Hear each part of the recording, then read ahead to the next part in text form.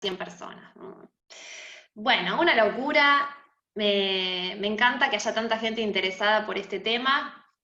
Me gusta haber visto ahí muchos estudiantes que han pasado por la materia en otros momentos, y quizás estudiantes que vayan a pasar, no sé. Bueno, están Chana y Flora, ¿verdad? Se pueden sacar el mute de ustedes si quieren, así para paso el presente.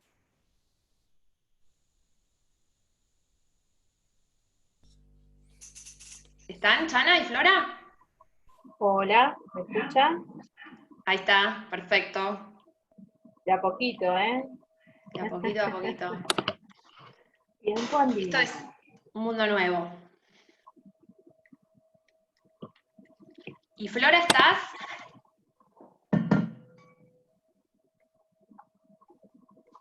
A ver si mandó un mensajito, Flora.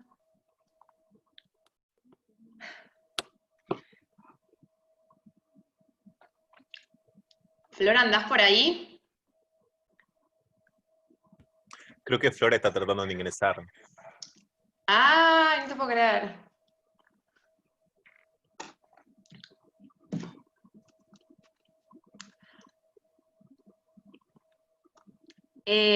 Estoy pensando, Emi y Toto, que ustedes ingresan con dos medios. ¿Hay chance de que saquen uno para que entre Flora?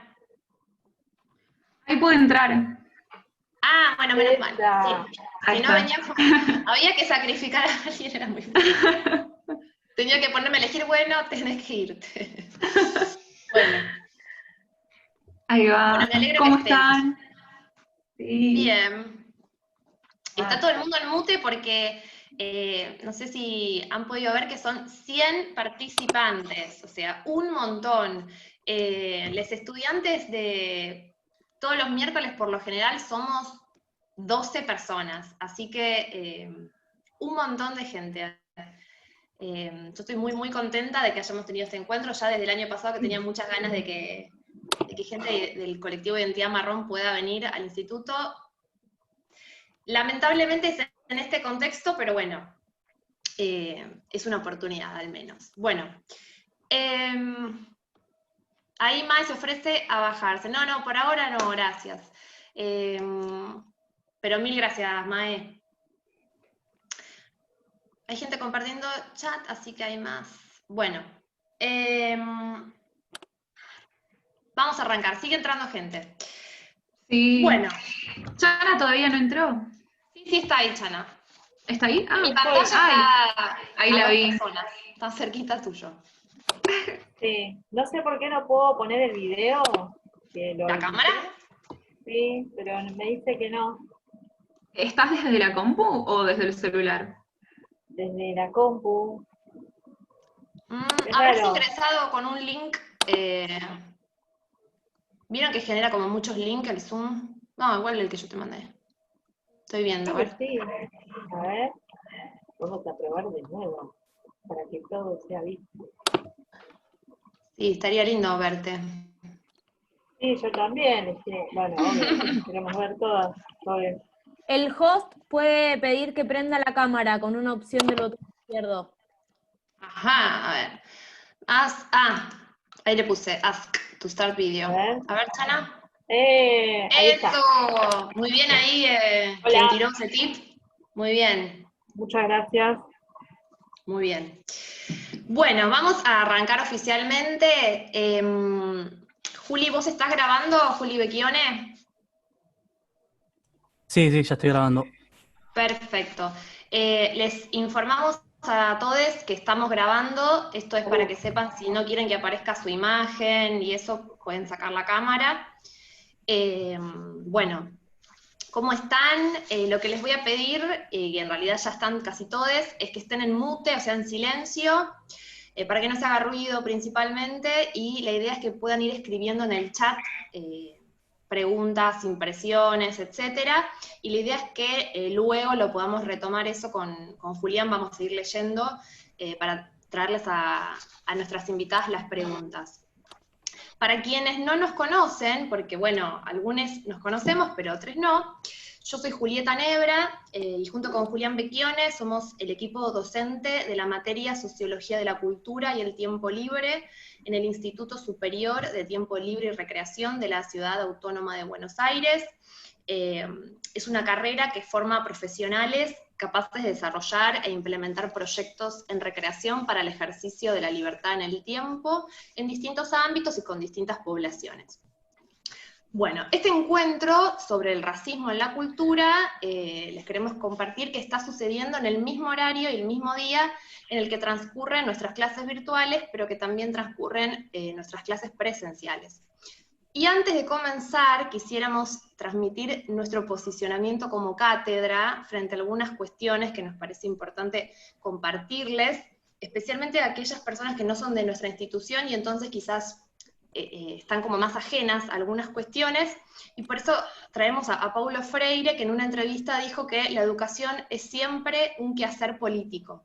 No hay, pues, una dimensión política de la educación, sino que esta es un acto político en sí misma. Ello significa que tiene que tener una cierta opción. ¿La educación para qué? ¿La educación en favor de quiénes? ¿Y la educación contra qué? Entonces, con esto, si bien estamos muy contentes de esta posibilidad de reunirnos con personas de distintos lugares, quisiéramos como cátedra dejar en claro nuestro posicionamiento frente a la virtualidad de los espacios educativos. Esto es algo transitorio y coyuntural. La virtualidad no puede de ninguna manera suplantar el encuentro presencial en el proceso educativo, que requiere de la construcción de un vínculo de diálogo y discusión fluida para que el aprendizaje sea significativo. ¿Sí? Esto porque, bueno, sabemos que estamos en un contexto en el que puede ser que esto sea aprovechado para la avanzada del pase a la semipresencialidad de muchas instancias educativas, y nuestra lucha no va por ahí, ¿no? Si bien estos espacios nos encantan de compartir, nos gusta mucho más compartir en persona.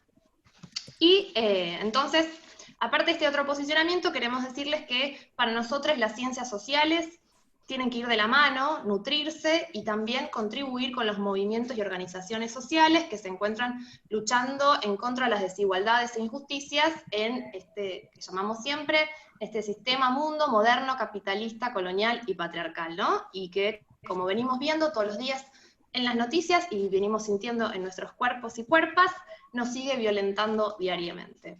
Bueno, en este sentido les compartimos, a quienes no nos conocen, que hace unos años que incorporamos en nuestra materia la teoría de la colonialidad del poder y también algunos aportes del feminismo, de los feminismos negros y decolonial, para pensar las distintas coordenadas que nos ubican en las relaciones de poder de nuestro mundo, como el género, la clase, la raza, entre otras, ¿sí? Siempre intentamos relacionar estas teorías con nuestras experiencias cotidianas y reflexionamos sobre la relación entre esto con las prácticas de recreación en nuestras vidas cotidianas y en nuestras prácticas como preprofesionales. El año pasado, no sé si están algunas estudiantes con las que compartimos el año pasado, una experiencia muy linda que estuvimos indagando y buscando material, pensando el racismo en la recreación, y a partir de eso, algunas asistimos a algunas charlas de identidad marrón también. Bueno, eso si hay tiempo, la idea es que después las compañeras lo puedan compartir. Y bueno, con esto queremos presentar a nuestras invitadas, a quienes les agradecemos la presencia y la buena onda. Ellas van a ir compartiendo esto que les decía, y vamos a estar todos en silencio, podemos ir escuchando, tomando nota. Quienes somos del campo de la recreación podemos ir pensando cómo se relaciona lo que nos están contando ellas con nuestros espacios. Y luego vamos a abrir la idea es que lo escriban en el chat y luego lo recuperamos Julián y yo, porque bueno, sabemos que en el Zoom no es muy fluida la participación, así que vamos un poquito a administrar eso. Así que, dicho esto, las presento y ya les dejo la palabra.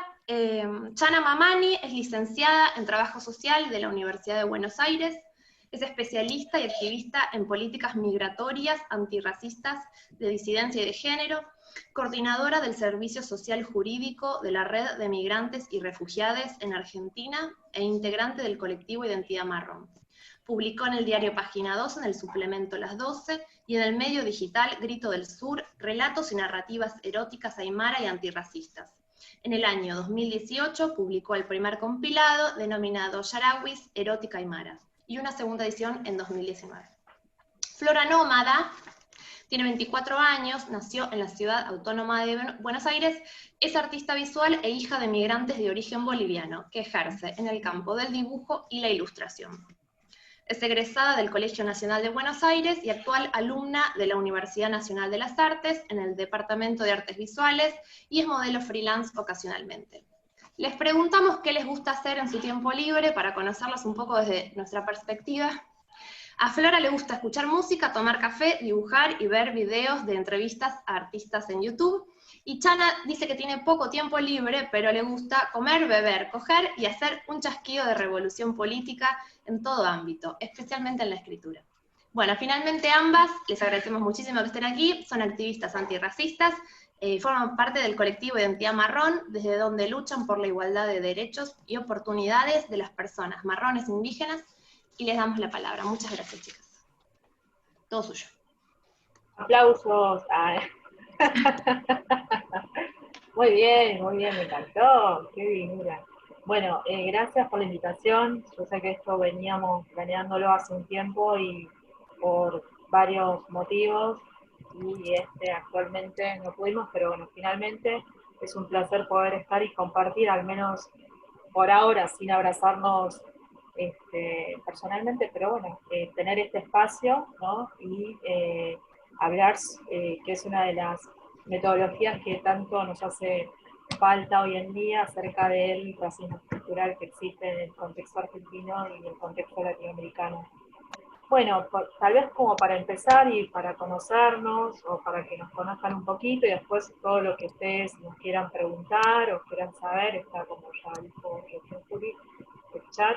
El espacio, Identidad Marrón, tiene un origen de 3 años, más o menos, como para poner una fecha, y en ese entonces muchas de nosotras, o sea, de diferentes generaciones, obviamente, de diferentes espacios de militancia y activismo, en donde seguimos hoy en día, empezamos a juntarnos, como cualquier otro espacio, ¿no?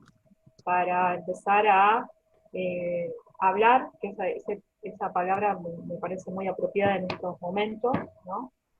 Darle palabra al silencio y empezar a debatir acerca de diferentes situaciones, diferentes momentos que veníamos y veíamos que atravesábamos en diferentes espacios, tanto del activismo como del mundo más inmediato, y obviamente los espacios políticos, sociales, donde cada quien de nosotras y nosotros estamos, ¿no? Como activistas. Este espacio lo denominamos como una identidad política, donde le damos esa dimensión de agenciamiento frente a situaciones que, como les decía, veníamos, no solamente digo nosotras y nosotros atravesamos, sino toda nuestra genealogía familiar, de esto que también no me quiero olvidar, los procesos migratorios que obviamente existen y se han conformado el Estado argentino, ¿no? Y en eso le dimos esta dimensión, que es sumamente importante, que tiene toda esta identidad política de lo marrón, porque efectivamente veíamos y atravesamos, palpitamos, obviamente, todas las situaciones con las que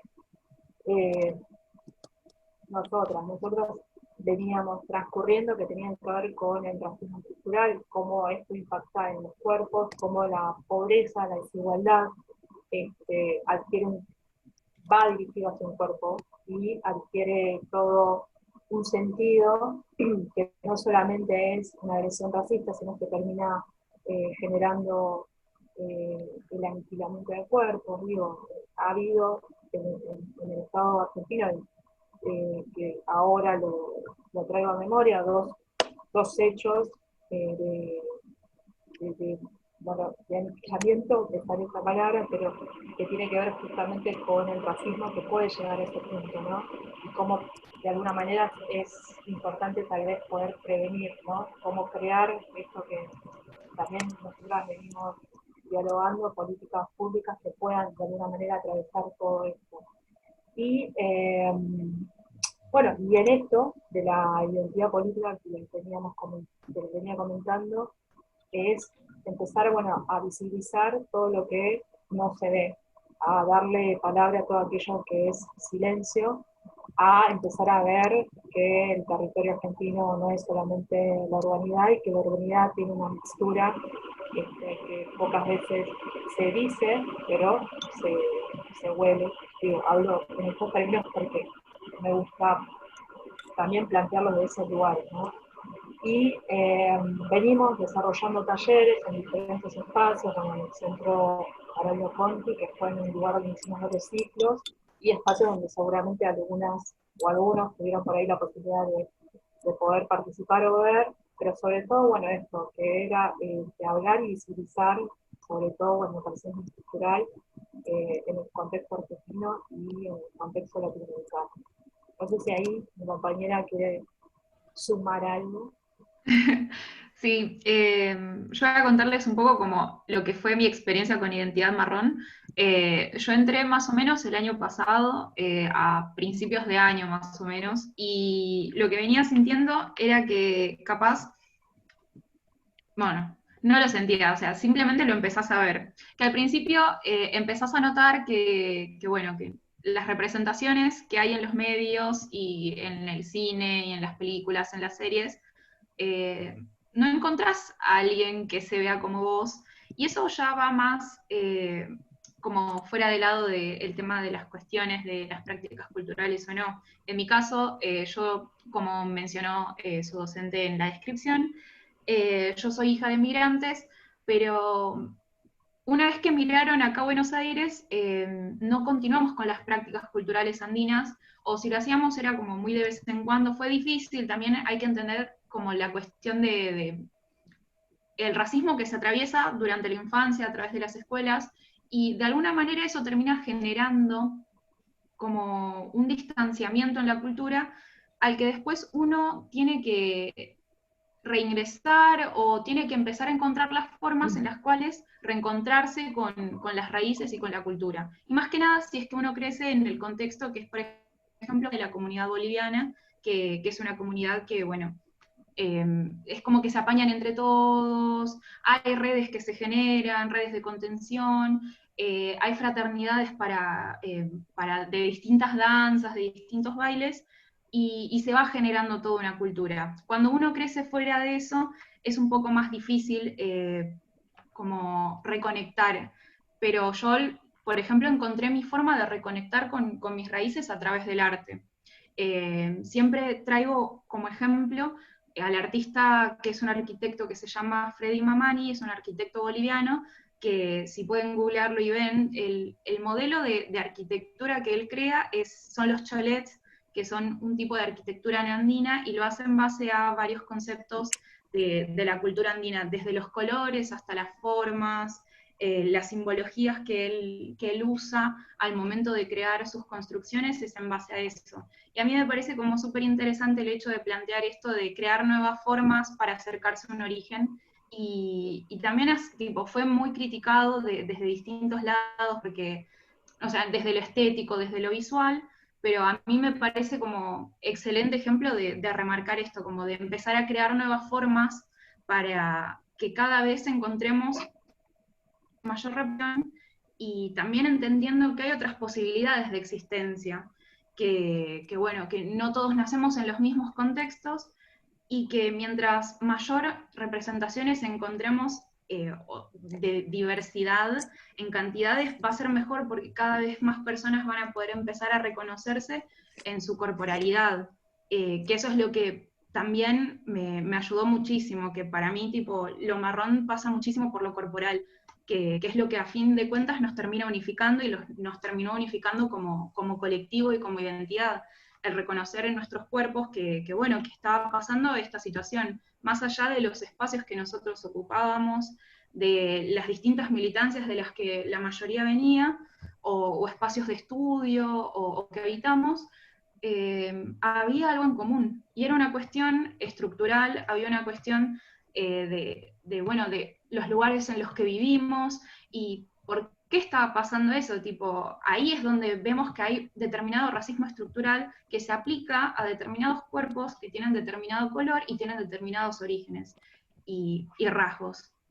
Entonces, creo que para mí esa es una de las cosas como más, como los pilares, digamos, de identidad marrón, o en los que se basa nuestra agrupación. No sé qué más quería agregar. Sí, tal vez esto que también yo creo que es importante remarcar, como que o sea, esto que parte y nace obviamente de lugares por los que hemos transitado y atravesado, es crear una teoría propia nuestra que tiene que ver con nuestros propios contextos. De empezar a ver efectivamente en qué lugares estamos, pero cómo nos ubican, cómo aparecemos, y en qué lugares efectivamente no estamos, que tienen que ver justamente con estos espacios de decisión y de voz, ¿no? O sea, no hemos visto, no hay, ¿no? Digo, en los espacios, digo, del Estado, en los lugares que efectivamente podría haber representación, no está, o esto que decía también, que seguramente ahora le vas a aportar, querida compañera, en estos lugares donde efectivamente hay una representación, un estereotipo de la persona marrón, qué rol ocupa, cómo aparece, ¿no? Son preguntas que efectivamente detrás de todo eso hay una construcción cultural, social, que intenta ubicar en ese lugar, ¿no? Yo creo que incluso todos los ámbitos, en el cine, en el periodismo, en las noticias, o sea, la manera de cómo aparece siempre tiene que ver con el sujeto de sospecha. No sé si querías agregar algo ahí. Sí, en base a esto que mencionaste de que también, o sea, entender como el cuerpo marrón, entender los rasgos indígenas como sujetos que también pueden producir su propia teoría y no solo traducir o tomarlas de otros lados, porque la realidad es que nosotros, o sea, todos los conceptos que manejamos o todo eso, es en base a nuestras experiencias y a los contextos de los que venimos, del conurbano, de la villa, de Cava, tipo de capital, tenemos compañeros que vienen de Salta, entonces como ir viendo, bueno, no hay una teoría antirracista que es única y aplicable a todo el mundo, sino que me parece que lo más relevante es empezar a analizar nuestro contexto, como por ejemplo el contexto argentino, como de dónde se origina el racismo, cuáles son los imaginarios que manejan, por qué, por ejemplo, se asocia nada más acá el imaginario de lo que se comprende como el negro, es tipo, ¿qué es el imaginario? ¿Qué aparece en el imaginario de las personas cuando decimos el negro? Porque a mí me pasaba que tipo, en mi grupo de amigos yo era como la negra del grupo, pero yo me veía al espejo y no tenía el tipo afro, que es lo que comúnmente se conoce.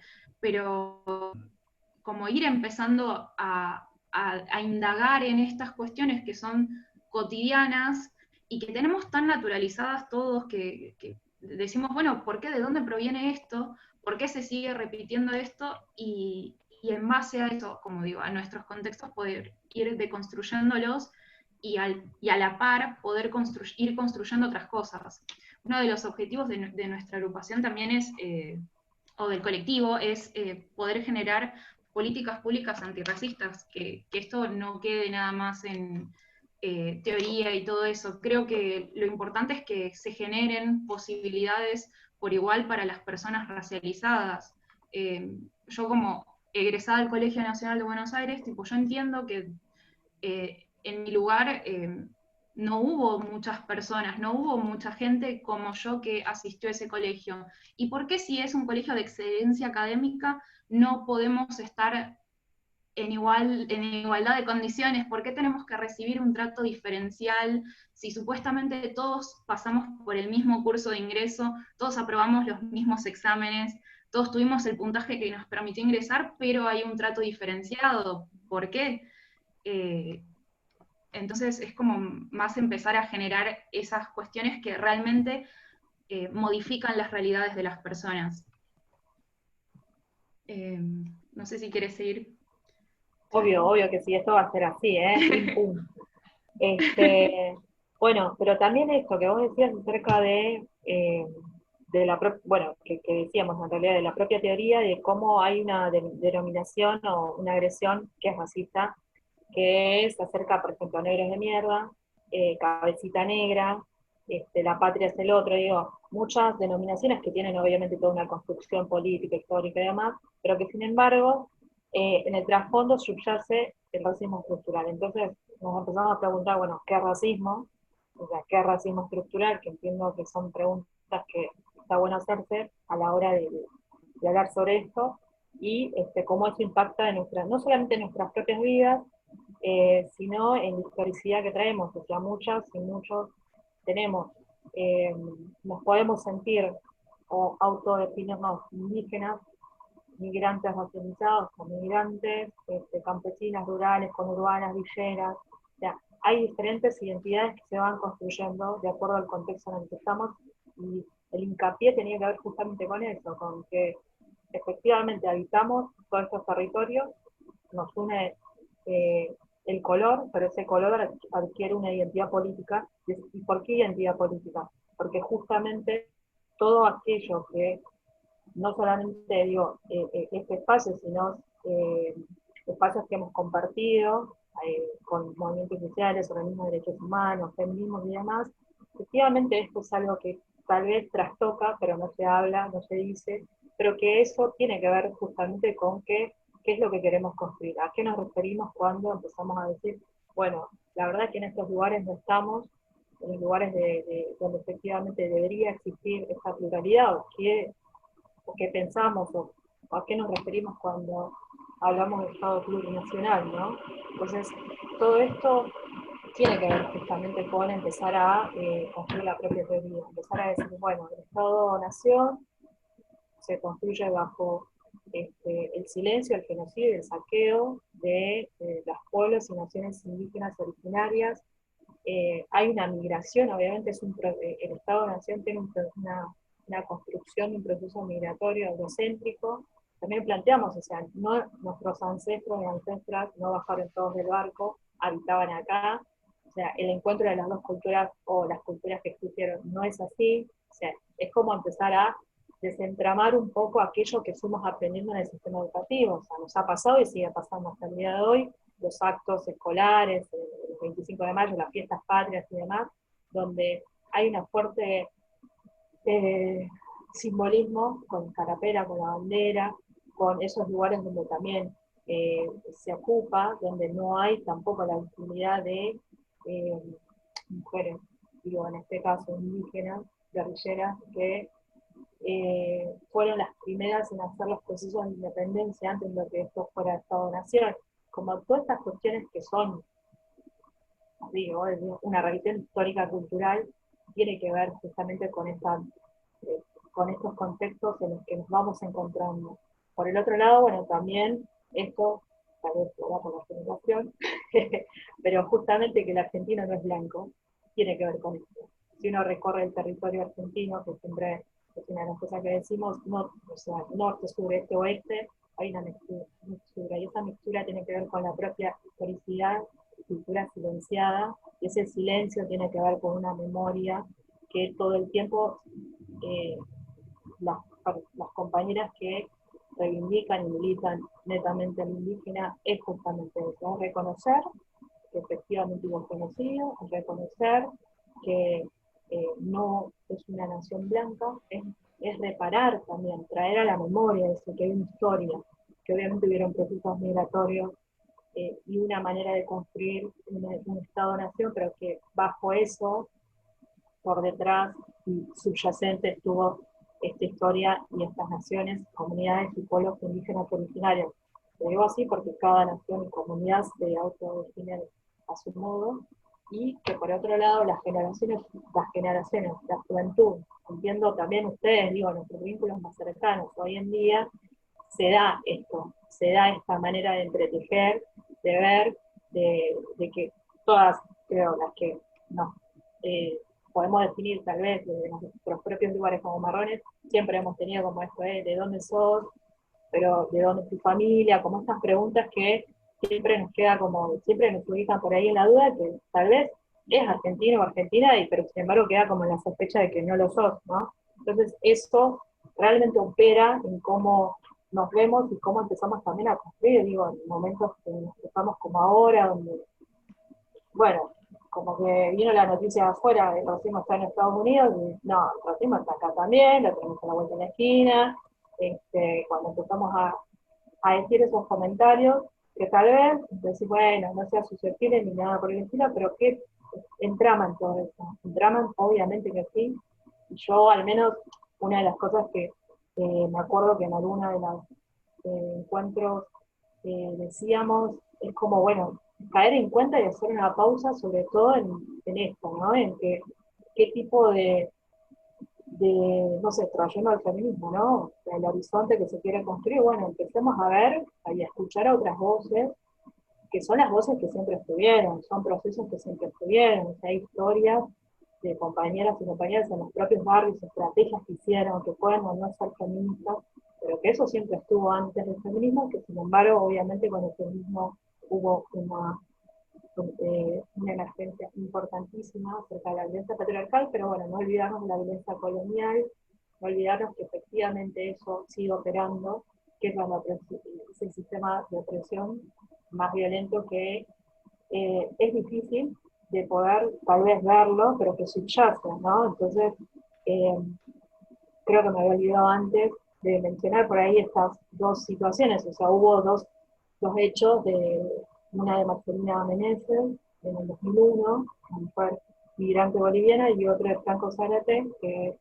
hace, no me acuerdo, 5 años más o menos, que esos dos hechos no son vistos como asesinatos por racismo, sino como xenofobia.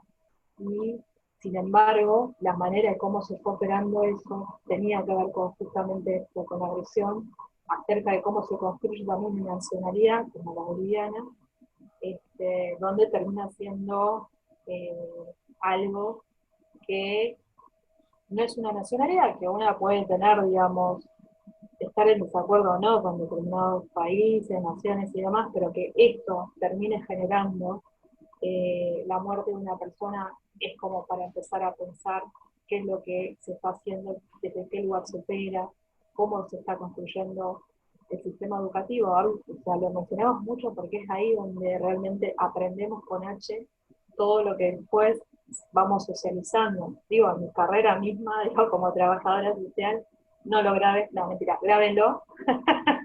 O sea, mucha de la teoría, mucha de la bibliografía viene de afuera.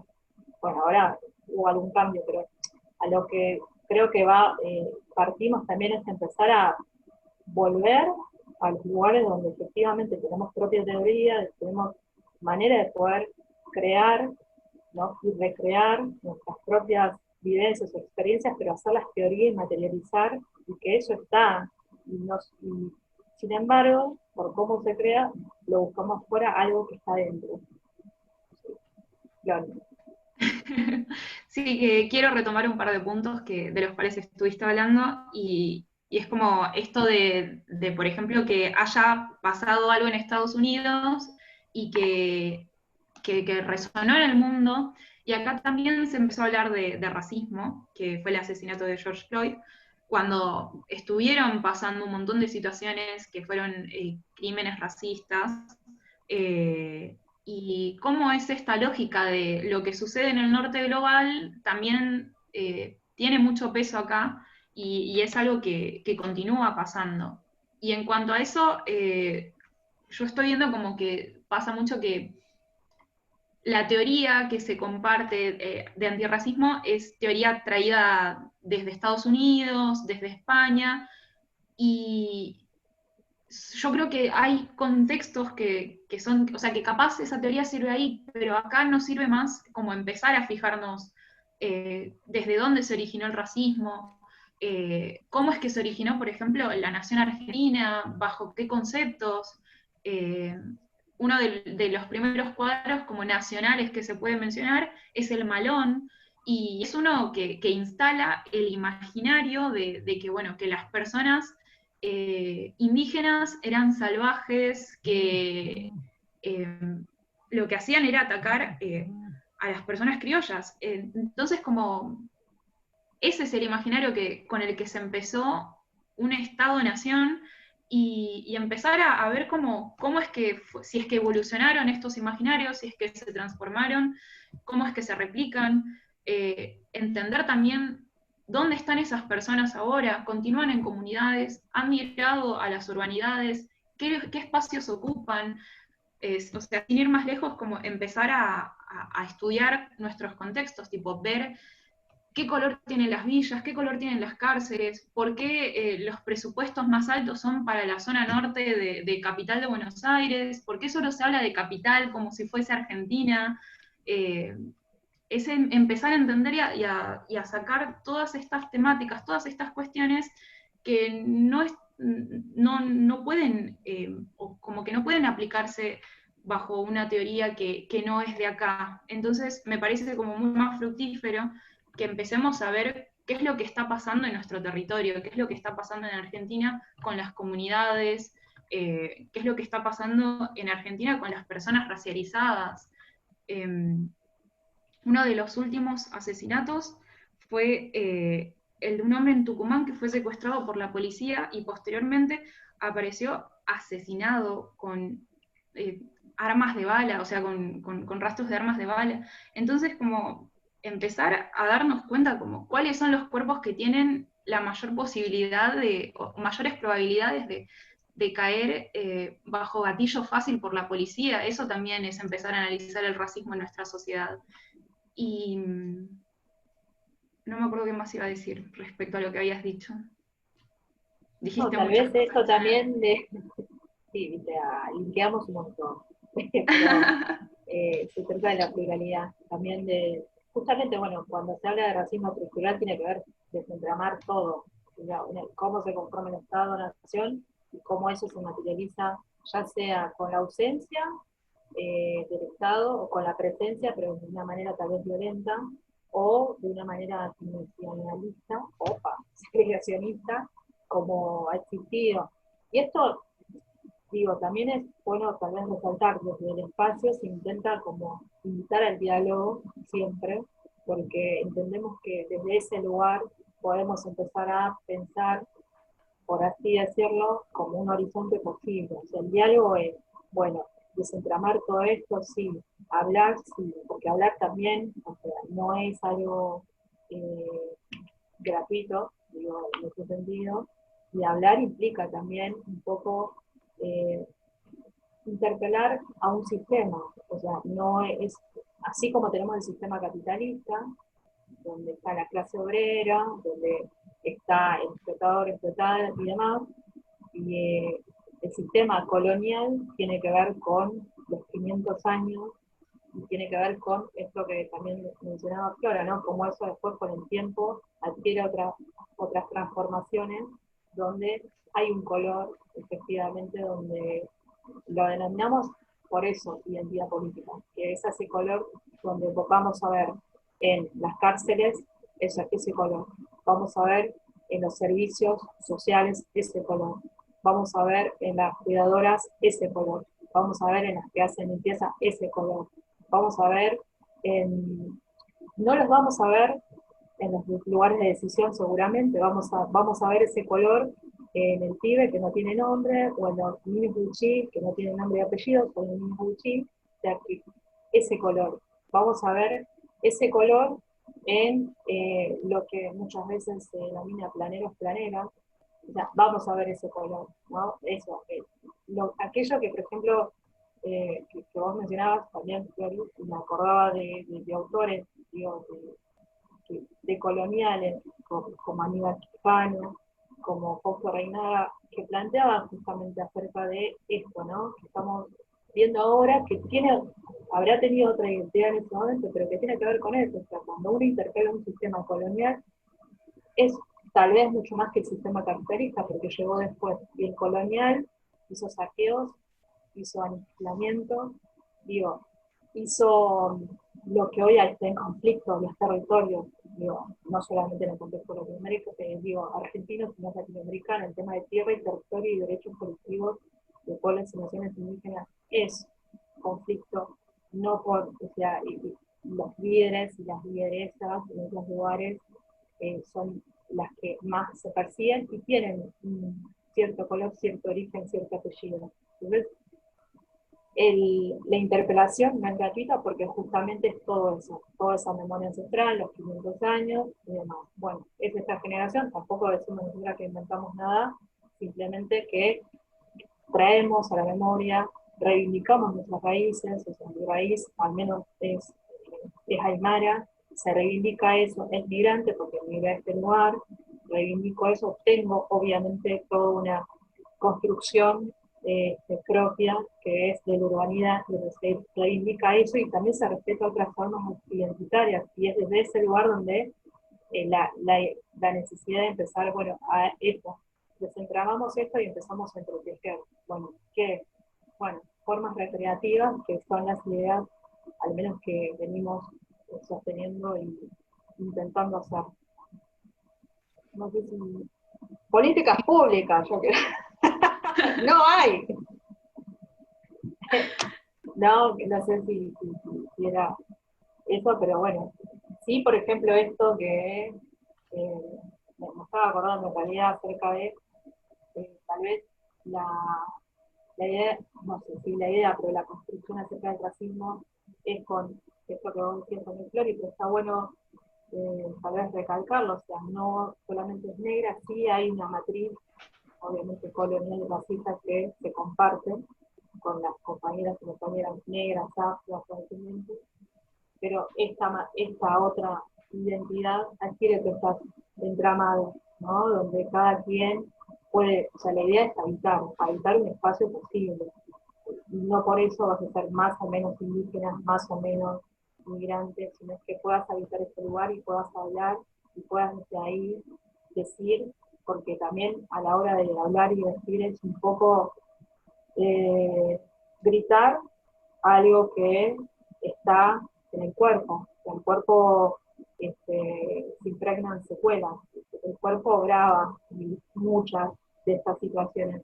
Y una vez que el cuerpo se expresa, se aliviana. Entonces una de las cuestiones también es eso, o sea, poder crear un espacio habitable donde efectivamente son generaciones que se migraron, que tienen esto, que el apellido, la corporalidad, la nacionalidad, no ni siquiera la nacionalidad del lugar donde se residen, las villas, el conurbano, lo que fuera, puedan tener un lugar habitable y que ese lugar habitable pueda alojar.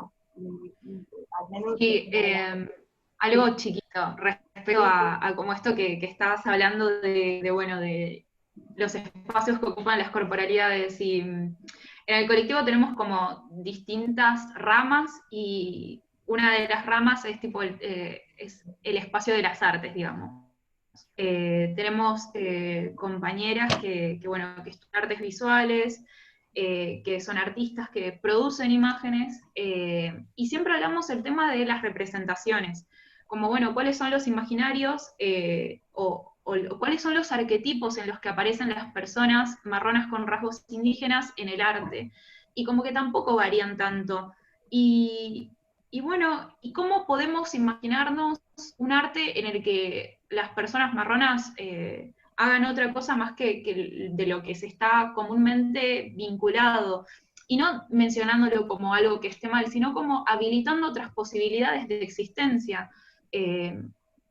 A mí me pasa que personalmente siento que cuando sos marrón y tenés rasgos indígenas, es como que vas destinado a hablar de unas determinadas temáticas relacionadas a tus orígenes, a tu cultura, pero ¿y qué pasa si vienes un artista y de repente quiere hacer arte conceptual o quiere hacer otra cosa que no esté relacionada? Entonces es como empezar a habilitar otros espacios de existencia que también están totalmente válidos, como otras posibilidades, porque no me parece que una persona de repente esté destinada a hablar de determinadas cosas por cómo se ve. Creo que una de las cosas por las cuales tenemos que empezar a cuestionar todos estos todos estos arquetipos que se generan, no solo sobre las representaciones, sobre las imágenes, sino también sobre las personas, para poder ampliar, variar, y así empezar a lograr que cada vez más personas se reconozcan en su corporalidad, y después si tienen la necesidad o si adquieren como las ganas o el interés en empezar a ahondar en sus orígenes, pueden realizarlo, pero también realizarlo bajo la garantía de que el Estado no va a vulnerar sus derechos, como lo mencionábamos hace un rato, como el acceso a educación. Yo me pongo a pensar bueno, primero mencioné el Colegio Nacional, pero también hablar, no sé, el espacio artístico. ¿Cuántas personas marronas estudian artes? ¿Cuántas personas marronas están exponiendo en galerías? ¿Cuántas personas marronas exponen en un museo? ¿Cuántas son las personas marronas que son artistas y que son conocidas mundialmente? ¿Cuáles son las obras de arte que marcan o que marcaron la historia del arte? Hay rostros marrones, hay artistas marrones entre esos nombres. Entonces, como empezar a darte cuenta que capaz no apareces en ninguno de esos tópicos y preguntarte por qué. Como, ¿por qué no estoy en tal lado? ¿O por qué hay un sector al que yo no puedo ingresar? Tipo, ¿de dónde sale esta normativa? ¿Y por qué se sigue replicando? La idea es poder ampliar las posibilidades para las personas y poder asegurarnos que más allá de... Porque la realidad es eso, o sea, ¿por qué hay división? ¿Por qué hay preferencia para un determinado color y para otro no? A mí me parece como súper importante remarcar esto, que la igualdad de posibilidades tiene que estar para las personas en general. Sí, no, ay, perdón. No, No, sí, no, sí. me estaba acordando de algo, o sea, de esto que decías de los colores, como también de algo que creo que volviendo al sistema educativo, en la niñez y demás, a la hora de dibujar los cuerpos y pintarlos, siempre como que está el naranja, que es un color universal, como que todo el mundo es naranja. Entonces, cuando hay una realidad cromática que no es así, cuando el color piel, ¿viste? Cuando decimos color piel, es el color rosado pomelo, y el negro es marrón, o sea, como hay una confusión ahí que es por decir, no estaríamos viendo esto, pero sin embargo reproducimos, digo, desde el jardín, y lo sigue sucediendo hasta ahora, como yo me acuerdo, ahora no lo tengo, pero que habíamos con dos compañeras recorriendo algunos jardines el 12 de octubre, que ahora es el Día del Respeto a la Diversidad Cultural, pero antes era el Día de la Raza, hace poquito tiempo, no es hace mucho, pero como, está bien, hay una huipala, bien, pero lo indio, o sea, porque hay una construcción de que lo indio sigue siendo Pocahontas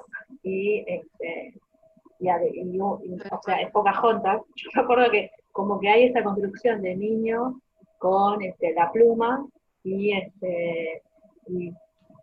color naranjo pomelo, digamos, ¿no? Entonces, como eso, digo, desde el jardín, que sigue existiendo, no solamente el jardín, pero digo, que hay toda una construcción ahí en el sistema educativo, que por ahí sí podemos agregar la huipala, pero sin embargo ahí algo estamos también mostrando acerca de la imagen, de cómo se construye este cuerpo, ¿no?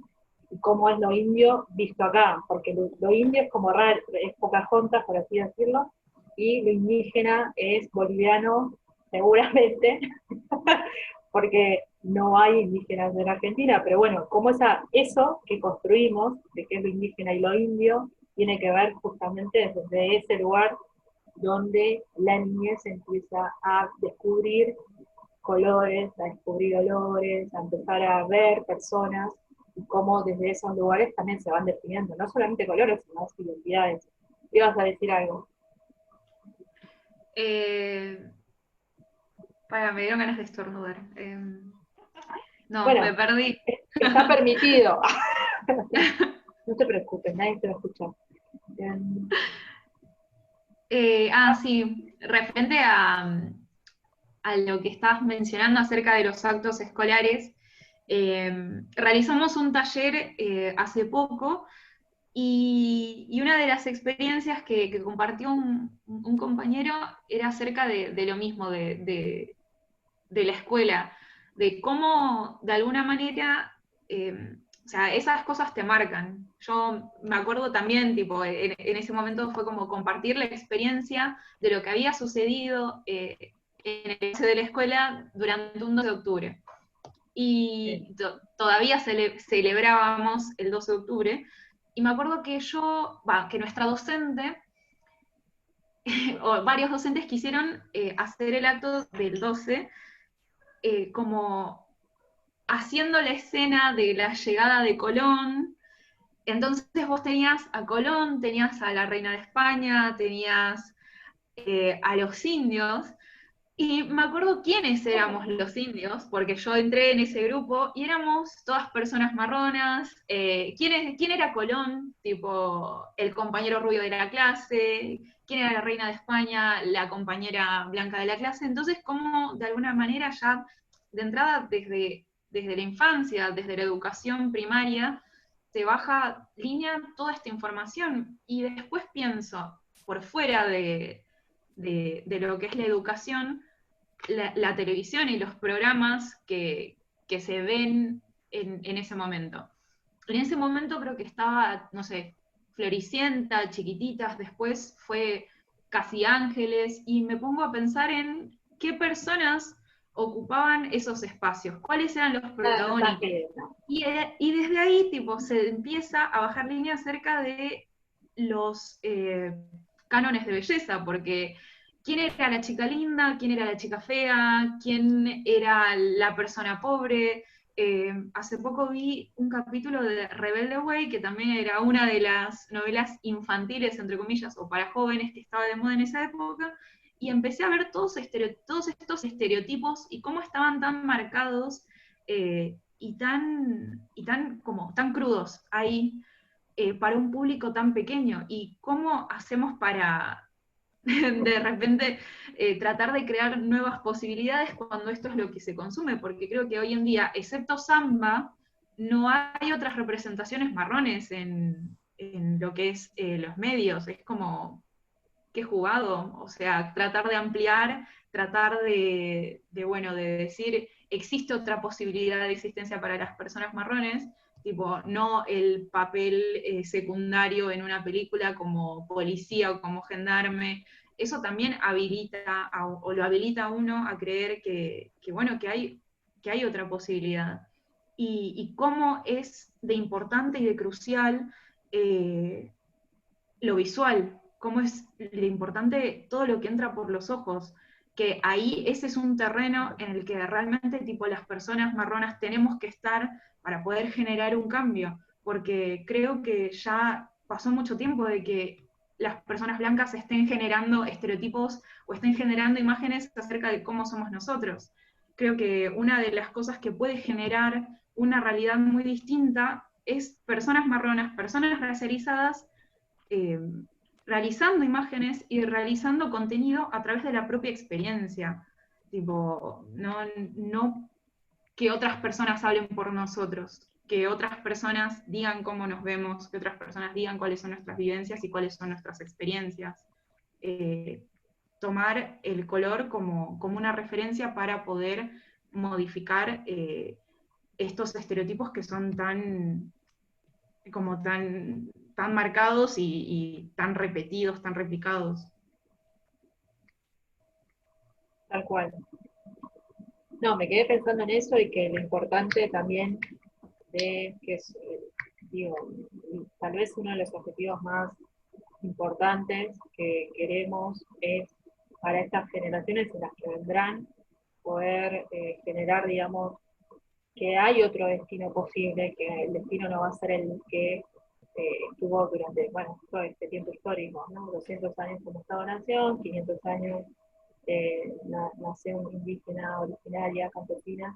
Pero digo en esto, ¿no? Como de alguna manera hay un destino predeterminado donde poder acceder a la universidad, poder ser artista, o sea, y que tu cultura no es folclore, es, es una transformación, digo, histórica y una deuda, y esa deuda tiene que ver también con, bueno, cómo estamos hoy pensando el sistema educativo, cómo estamos pensando en las políticas públicas, cómo hacer unas políticas públicas que efectivamente puedan materializarse en la vida de las personas, porque en definitiva es eso, es la vida, es empezar a pensar que eso, que de alguna manera es un destino tal vez predeterminado por su color, digo, en ese sentido político, no puede ser así. O sea, podés tener la opción de ser artista, que hay artistas, que aquello que dicen que es folclore es cultura, o sea, todo lo que efectivamente se dice o se empieza a reproducir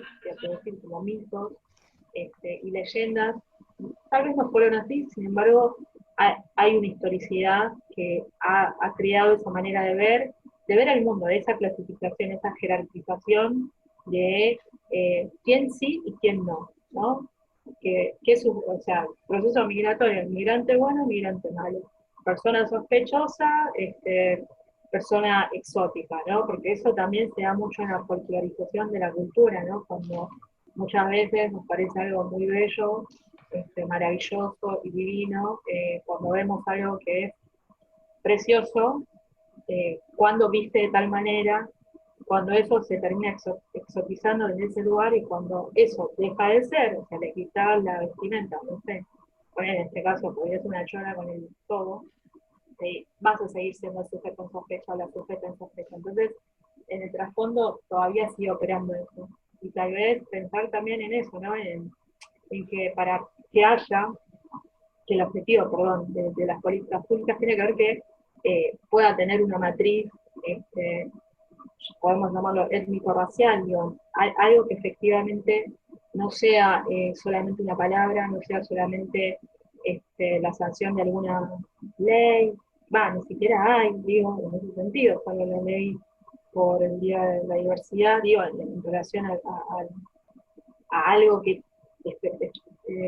específicamente se pueda reparar, ¿no? Lo que se deuda, y que eso pueda abrir de alguna manera un diagnóstico que nos permita, obviamente, evaluar qué tipo de pluralidad queremos, ¿no? Reconocer todo esto que existe y que eso genere, bueno, un impacto en las vidas de las personas más habitables, ¿no? Circular no es fácil. La otra vez hacíamos el científico, y ahora te permiten circular a la noche de 8 a 2 para que te persigan. Perdón, es un... No tal pie. No sé si iba a salir. Estoy pensando. No sé si ya hablamos mucho. Podemos Momento seguir de hablando. preguntas. Yo no tengo problema. ¿Podemos leer algo? No, mentira. A mí se me ocurre invitar a quienes están participando, si quieren ir poniendo preguntas en el chat mientras. Yo también tenía una pregunta, si Sí, tienen sí, ganas. obvio. Porque yo en una charla que fui, que estabas vos, Flora, sobre el arte y, bueno, las representaciones de las personas, creo que en el Museo de Arte Moderno, si no me equivoco. Sí. Y ustedes hablaban de la casa de la buena gente, que a mí me interpeló un montón esa idea, y me gustaría que la puedan compartir, como que es una crítica, ¿no? Un cuestionamiento, y me parece que está muy bueno. Bueno, la casa de las buenas personas es como la alusión al progresismo. En una de las notas que sacamos el año pasado, decíamos como esta idea de, bueno, ¿quiénes están en la casa de las buenas personas? ¿Qué color tienen? Tipo, nadie se pregunta por qué todo el mundo progre es particularmente compuesto por personas blancas. Entonces, de repente hay gente que viene militando y que tiene un determinado color, que es marrón, pero no tiene la misma visibilidad que tendría una persona progre blanca. Y sigue como reproduciéndose esta cosa de que hablen por nosotros.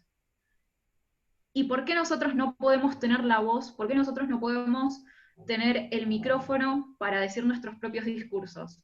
¿Por qué tiene que venir alguien a salvarnos, a descubrirnos, digamos?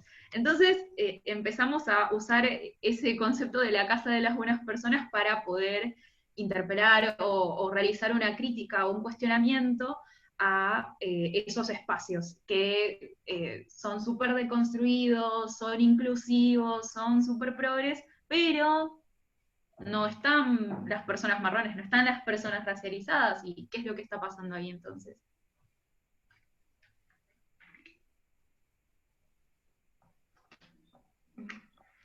No sé si Chana quiere agregar algo más respecto a la casa. Chana, no se escucha. Hasta mute, a ver. Menos mal que no. ¿Ahí me escuchan? Sí. Sí, perdón. La casa, capítulo 2. Bueno, tal vez también esto, yo creo que conceptualizando, me pareció fantástico lo que decías, y la pregunta también, es reconocer el privilegio, ¿no? ¿A qué lo llamamos privilegio? Tal vez el privilegio blanco o pomelo, desde mi definición de escritura, tiene, tal vez para nosotras tiene que ver con el acceso, ¿no? O sea, si para nosotras por ahí denominamos el privilegio justamente, que suena a veces tipo privilegio, yo, o sea, y sí, porque no es el mismo recorrido, o sea, podemos hacer el mismo recorrido, pero el acceso no es el mismo. Entonces, y de hecho, o sea, acerca del privilegio blanco, hay una autora, Pei, que habla sobre el privilegio blanco, que justamente es una creo que la única, que conceptualiza sobre, bueno, que algo muy gráfico, digamos, o sea, vos tenés mochilas, o sea, cada quien tiene una mochila. Y muchas veces, quien no lo reconoce, compañera, compañero blanco, pomelo, es justamente la mochila donde vos tenés visa, pasaporte, apellido, una historia familiar, no sé, algo que efectivamente hay ciertas condiciones que ya desde la matriz hacen que vos puedas tener tal vez el mismo recorrido que tu otra compañera, racializada, marrón o negra, que no tiene, sin lugar a dudas, esa mochila, ¿no? Y reconocer el privilegio tiene que ver con que, bueno, sí, la verdad que sí, yo tengo esto, y es eso, para nosotros es el acceso, o sea, no estamos, no es tipo, digo, es tan difícil poder reconocer de un lado, pero del otro simplemente es el acceso, que no sea una excepción, que no haya una o dos personas que hayan egresado de tal escuela, de tal colegio, que no haya solamente, que no sea una excepción, sino que efectivamente sea el acceso y el ejercicio de ese derecho, que a eso le llamamos privilegio del otro lado, ¿no? O sea, es un privilegio, y realmente sí, pero no es desde un lugar, ¡hey!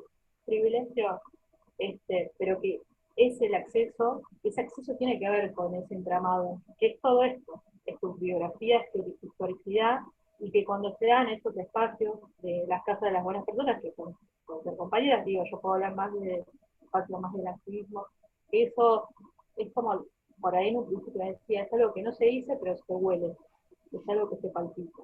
Es en el momento donde efectivamente vos le querés, cuando hay algo que te está por saldar, cuando hay algo que te está por hacer, no está. Entonces, es como que, no, estoy yo. Y es como decir, bueno, ese es el punto, digo, me parece. Ibas a decir algo, por eso me quedé de Sí, que respecto a lo que decías, o lo que veníamos hablando de la Casa de las Buenas Personas, y vinculándolo con la cuestión de las representaciones, bueno, que el año pasado realizamos una intervención a la tapa de un libro era un libro que hablaba sobre el feminismo que se estaba gestando, y curiosamente, no, o no, la tapa estaba protagonizada toda por, o sea, la original, está toda protagonizada por chicas jóvenes, blancas y flacas. Entonces, ahí es cuando se nota el tema de no aparecemos ni en la casa de las buenas personas, como para quiénes ocupan esos espacios. Entonces lo que hicimos fue realizar una intervención y hacer como la revolución de, bueno, ¿quiénes son nosotras? ¿Dónde estamos? ¿Estamos en las tapas de los libros progres? ¿Estamos en las tapas de los libros que abogan revoluciones? Y y hablar un poco de esto, de la cuestión de si estamos o no, si estamos siendo representadas, si de repente alguien como nosotras, como nosotros, puede agarrar un libro y pueda verse, es re importante. Para mí es súper importante que alguien pueda sentirse representado, que alguien pueda tener una imagen que le interpele. Me pasó bueno, que es la imagen del flyer que hicimos, que es la Sailor marrona, y me escribieron un par de pibas para decirme como, qué lindo hubiese sido ver un dibujito así durante mi infancia, y yo también sentí lo mismo al hacerla. Como que qué lindo hubiese sido, tipo, realmente encontrar una imagen que se me asemejara en la televisión o en el cine, para poder ir construyendo también la historia. Creo que parte de la historia también está en poder encontrarse en los medios. Y al no haber, queda un bache ahí, queda un bache con el reconocimiento del cuerpo mismo. Y eso es para mí una de las deudas a saldar.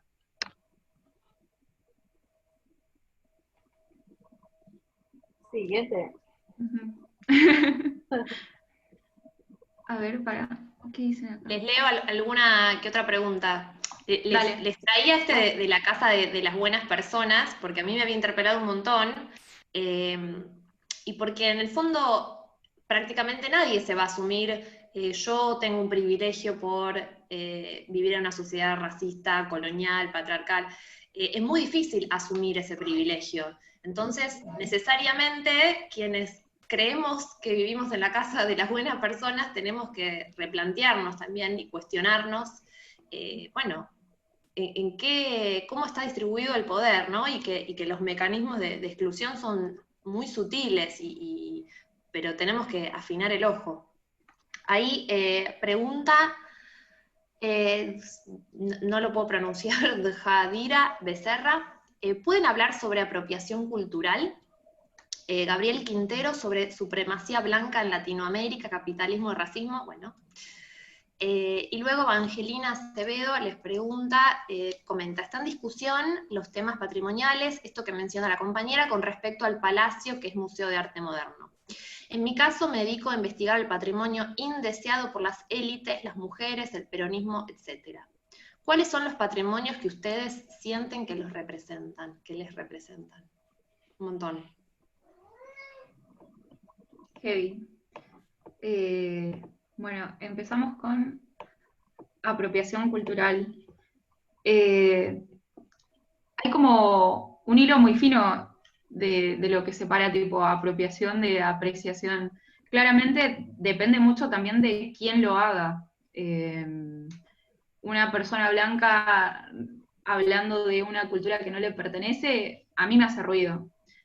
Más que nada en el espacio del arte y de la creación, partiendo por el hecho de que no tenemos las mismas chances.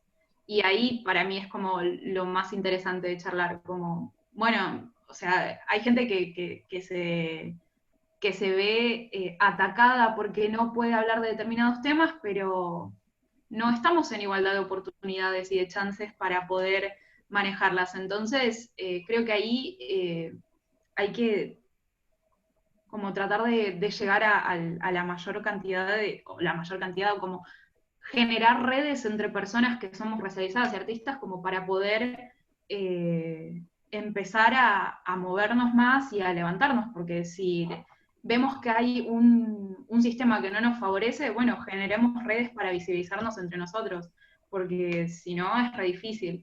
Y particularmente también voy a traer un caso de México, que era una comunidad indígena de Oaxaca, me parece, a la que una empresa de moda, que no me acuerdo el nombre, le había robado los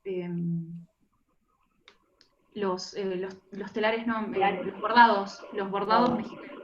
Y lo que hicieron ellos fue, ¿cómo se llama? Registraron, me parece. Exacto, sí, los registraron.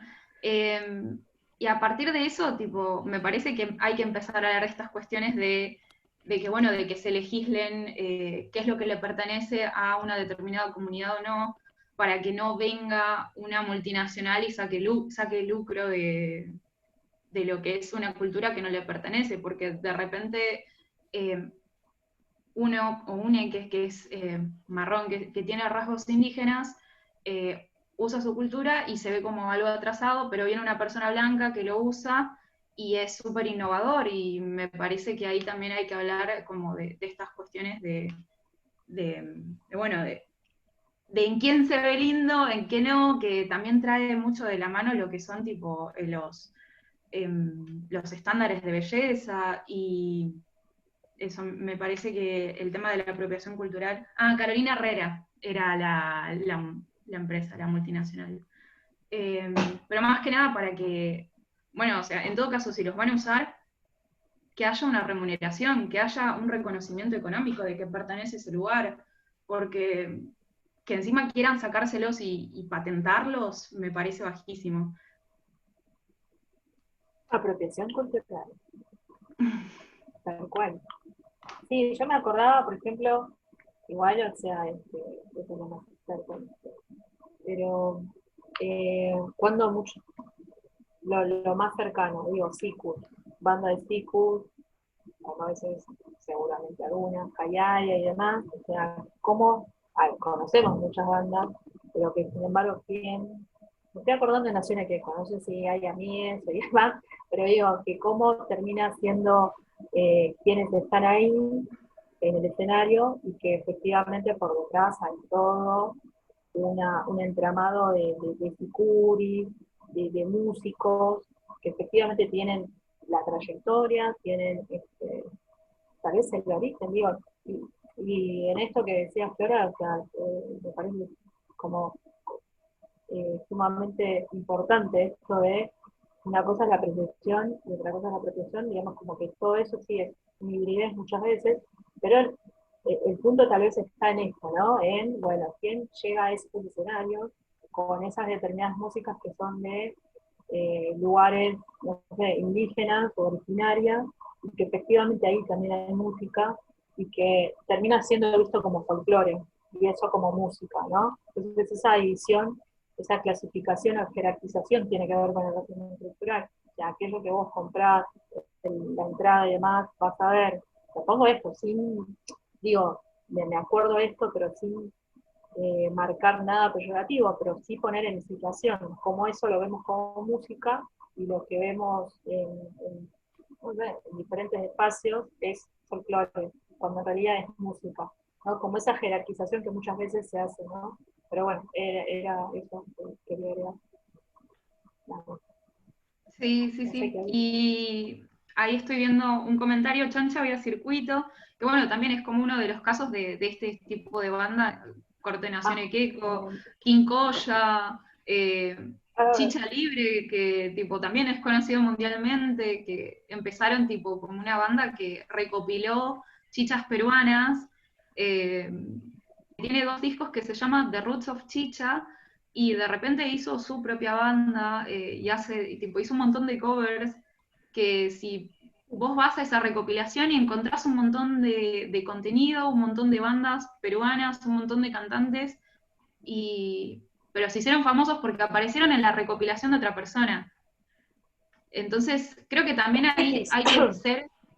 creo que también ahí va como a conciencia de cada persona, y también, bueno, creo que también tiene que ver con una cuestión de políticas estatales para mí, como esto de, bueno, ver que haya espacios que realmente los ocupen personas que los representen, y que no tiene que ser como, no sé, solo para las personas que flashean exotismo y que de repente les interesa por una cuestión estética o por una cuestión que es como más superficial, sino que realmente estén siendo representadas.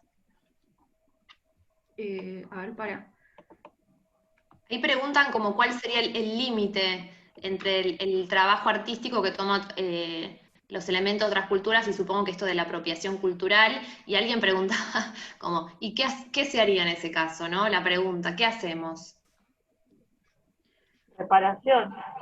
No, Clara, perdón, me ibas a decir algo. No, seguir con el concepto de reparación. Sí, Eh, Digo, o sea, por eso, o sea, yo creo que en eso también es un diálogo que es necesario tener, porque justamente son los derechos del autor, ¿no? Y derechos del autor que efectivamente, o autora, o autores que no están, que no son reconocidos, eso realmente marca, por ejemplo, digo, yo la parte que tal vez más me aboco, por así decirlo, que tiene que ver con la literatura en algún punto, este, mucho del escrito acerca de las mujeres indígenas, la sexualidad, que no hay, que es poquísimo, pero o no visto como por ahí erotismo de colonial, sino como otras maneras, son hechas por personas que tuvieron justamente la posibilidad o el acceso de ir a esos lugares y de hacer esa escritura cuando efectivamente en esos propios lugares existen, pero no están hechos por las propias voces, por las propias lenguas, ¿no? Y de hecho, bueno, un poco, digo, yéndonos por ahí más desde un principio, o sea, tiene que ver justamente la bibliografía que leemos o las imágenes que vemos, no vamos a encontrar autores o representativos, o representativos, que tienen que ver justamente de esos lugares de origen. Por eso yo, o sea, esto de la reparación me parece, digo, es muy amplio, pero sin lugar a dudas tiene que ver con la reparación y por el otro lado, o sea, si nos situamos en el Estado y las políticas públicas, en algún punto eso se entrecruza. Digo, es fino, como decía Flora, o sea, no es que vas tipo, ¡ay, apropiadora! Digo, en ese sentido, porque y a eso me parece que partimos en el tema del diálogo, pero sí el respeto, ¿no? Yo creo que el punto también está en la reparación y el respeto, y después que eso efectivamente pueda ser materializado con derechos o derechos de autora. sí, totalmente. Como también creo que es súper necesario tipo, este tipo de conversaciones para poder empezar a tratar estos temas de acuerdo a nuestro contexto. Eh, y acá en Argentina creo que no se venía reconociendo el racismo, o sea, si bien hay agrupaciones que, tipo, no es que nosotros somos la primera agrupación que habla acerca de racismo, eso también quiero dejarlo en claro, hay movimientos que están hablando de esto hace bastantes años y que, bueno, ahora se está masivizando esta conversación, me parece que es un momento propicio para que empecemos a charlar de estos temas que están siendo, o que vinieron siendo tan postergados, y que uno de los comienzos para poder realizar cuestiones al respecto es empezar a hablar.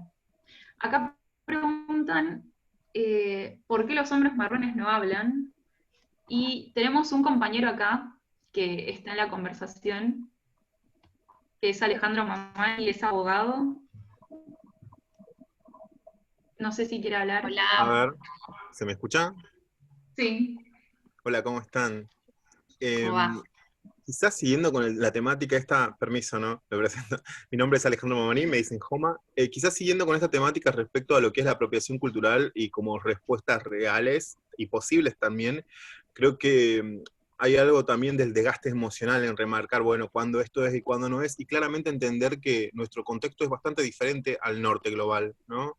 Es como, claramente nosotros no estamos en Netflix, ni en Nueva York, ni en California, y creo que tenemos que tratar de elaborar respuestas respecto a este tipo de cuestiones que son debates culturales. Pero, por ejemplo, una de las respuestas que se trata de hacer dentro del marco de la propiedad intelectual internacional es hablar de la propiedad intelectual comunitaria respecto a las comunidades indígenas, como fue el caso de lo que bien nombraba Flora, del tema de los tejidos y bordados y Carolina Herrera.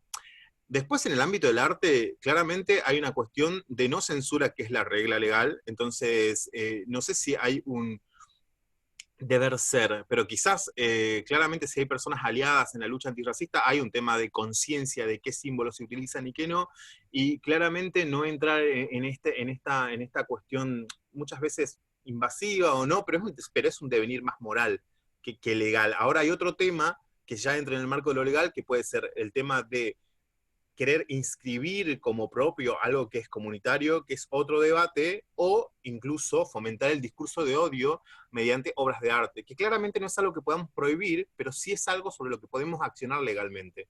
Entonces creo que quizás el debate no es tan, bueno, ¿qué hacemos con esto? Sino entender que esto, en este caso la apropiación cultural, se puede partir en muchas más aristas para poder analizar cada arista en particular. Y una de las preguntas que hablaban era como, bueno, ¿qué hacemos con los salvadores blancos? Si Eva Perón era una salvadora blanca. Y la verdad que no hace falta irse a Eva Perón. Podemos volver ahora y ver cuáles dentro del progresismo actual, porteño o argentino, son salvadores blancos. Yo me pregunto, y esto lo tiro como pregunta quizás, y luego me imagino que pueden seguir escribiendo, pero nosotros supimos de la muerte de una compañera en la villa por COVID, ¿no? La persona que representaba a la villa es una persona blanca de clase media que fue a hablar con el presidente de la Nación. Entonces creo que justamente no tenemos que ir hasta Eva y revisar sobre sus archivos para juzgar si era o no era una salvadora blanca, sino venir al presente, porque los cambios reales se hacen en el presente. Y justamente en el presente es donde podemos decir, bueno, esto se puede ayudar o esto no.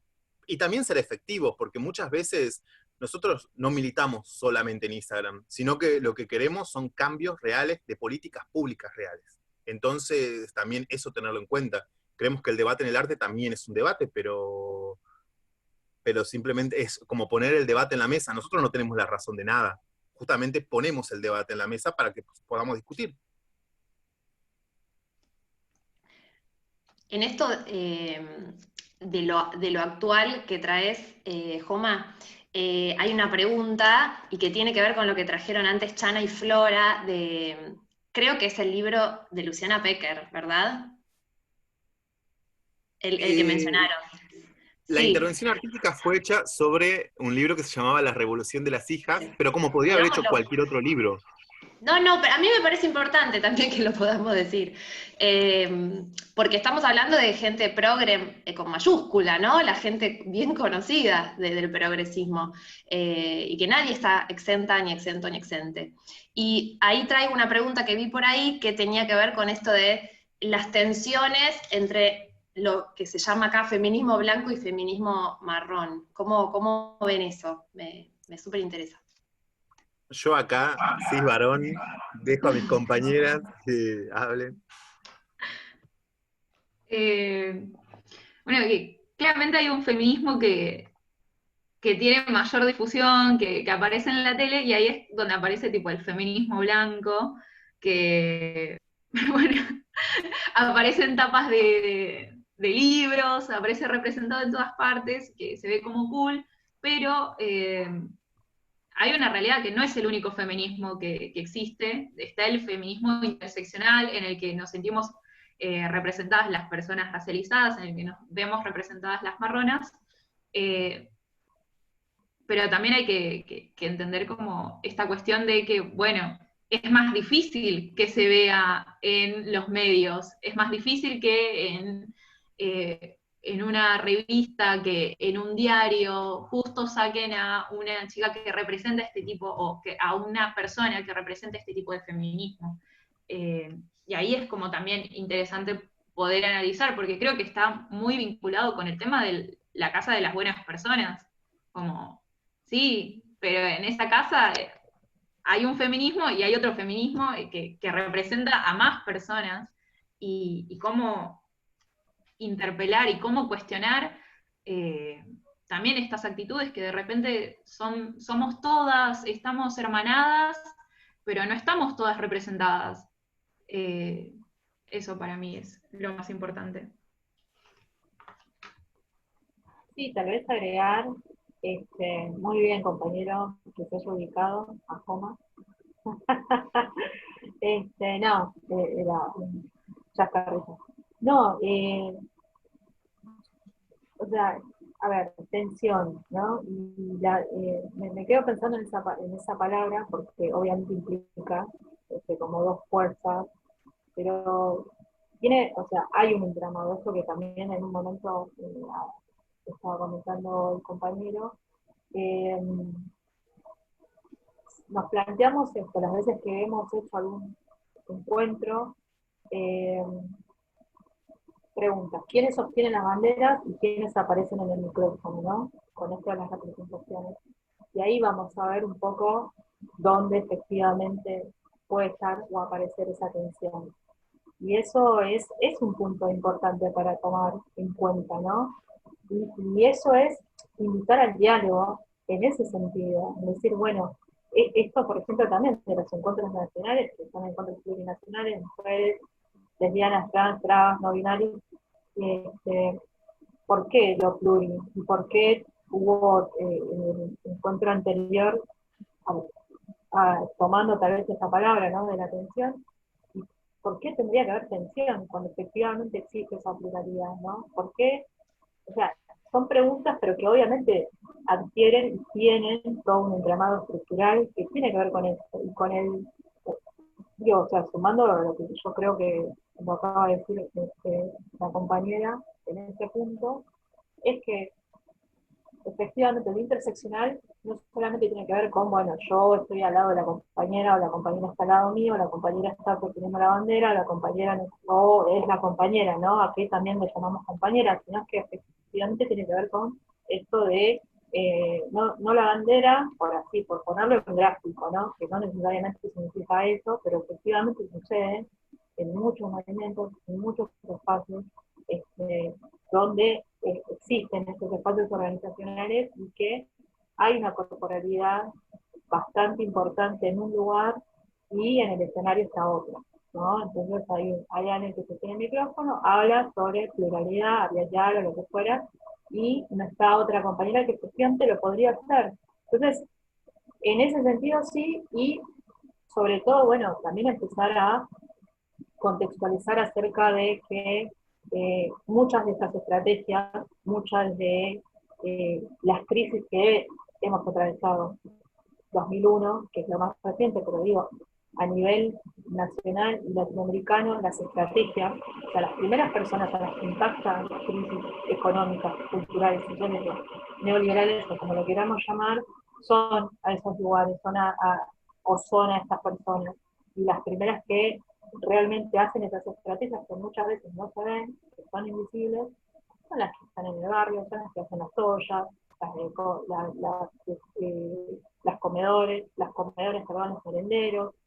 Entonces, eso podría ser o no feminismo, bueno, ese es otro debate, pero sin embargo, o sea, efectivamente son estrategias que no son tomadas, o sea, no han sido, creo, y eso lo hemos debatido, digo, en otros espacios donde yo he estado, y por el otro lado también contextualizar, ¿no? Que efectivamente nos atraviesa, no solamente esto de la violencia machista, digo, el varón, macho, machirulo, sino que hay un contexto que también es necesario contextualizar, ponernos en contexto, ¿no? ¿Por qué siempre ponernos en contexto? Y sí, porque tiene que ver con lo que nos pasa en este territorio, lo que nos pasa en este país, lo que pasa con la violencia colonial, digo, el imperialismo, o sea, muchas cuestiones que todos estos movimientos y todas estas compañeras en sus espacios, en sus territorios, también intentan erradicar lo que, bueno, muchas veces decimos el patriarcado, la violencia machista, ¿no? Como no solamente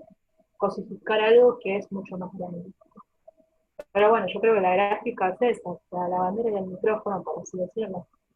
La foto y el relato.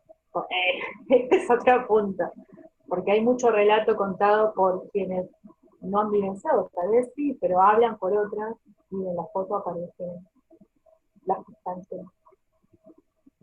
Eso. Algo, ¿no?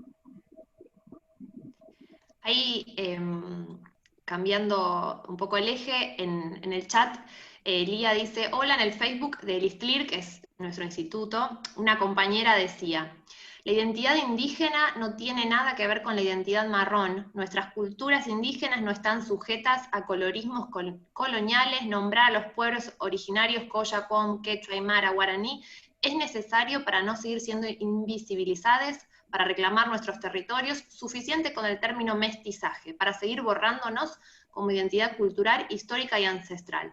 Y pregunta, me interesaría saber qué piensan al respecto. Mira, creo que yo puedo, si quieren, hablo Sí, primero. sí. Yo creo que hay algo que es como esta costumbre de pensar que siempre, no sé, las respuestas antirracistas o quizás los planteamientos de políticas públicas vienen del norte. Nosotros con Identidad Marrón lo que tratamos de hacer fue crear un término colchón que nos permita ingresar a poder trabajar el tema de racismo estructural, ¿sí? Porque cuando un policía le mete un tiro en la espalda a una persona racializada, no se pregunta si es QOM, si es de la villa o si está en otro lugar. Entonces creo que para tratar el racismo estructural necesitábamos un concepto quizás aglutinante para poder ponerlo. Porque claramente, cuando nosotros hablamos de lo afro, en este dilema saussuriano de significado significante, donde a la mente se nos viene una persona afrodescendiente, no, sobre si es afro-brasileño, afro-mexicano o afro-argentino, quizás hay un fenotipo que se nos viene a la cabeza, no dudaríamos de eso. Entonces, pero respecto al indígena, y eso en gran parte fue por culpa de la colonización, terminamos reduciendo lo indígena meramente a lo comunitario. Entonces, en Latinoamérica, muchas personas, seguramente con mis rasgos o con mi cabello o con mi apellido, dirían que no son indígenas, que son mestizos. Muchas veces por un proceso también de vergüenza, donde sus ancestros han olvidado su idioma original y demás, su idioma materno, su idioma paterno. Y este debate en sí nos lleva a nosotros tratar el término de marrón bastante diferenciado de lo que plantea el contexto yanqui, porque en Estados Unidos brown people muchas veces se refiere a personas de Medio Oriente, de Oriente, e inclusive a Native American, que no son Native American de Estados Unidos. Y también hay una categoría de Native American, que son los estadounidenses, los nativos americanos del contexto norte. Y creemos que de ese lugar hay todo un tema del tema de debate. Para nosotros marrón fue una selección de quizás una estrategia para visibilizar lo primero que tiene cada uno, que evidentemente se lo muestra el espejo. Porque otra cuestión también es que tener un árbol genealógico o tener registros fotográficos o de video son un privilegio de clase. Saber quiénes fueron tus abuelos y tus bisabuelos son un privilegio de clase. Muchos de nosotros no tenemos, inclusive podemos tener la primera generación o la segunda generación o un poco más, pero más allá de cada uno y su proceso personal, el racismo nos repercute de la misma forma. Y por eso nosotros cuando hablamos de marrón hablamos como que somos hijos e hijas, nietos y nietas de campesinos e indígenas. Porque claramente el contexto latinoamericano, al menos el hispanoparlante, respecto al racismo tiene una deuda. Y hay un tabú sobre ello. Entonces, no sé, quizás haya como una confusión, pero yo no podría borrar la parte indígena que hay de mí. Digo, mi apellido es Mamaní. Las personas asumen que soy de nacionalidad boliviana, o que mis padres lo son, o que mis abuelos lo son, cuando en realidad no lo es, pero podrían serlo. Pero entonces en ese lineamiento nosotros lanzamos una propuesta, no lanzamos una verdad.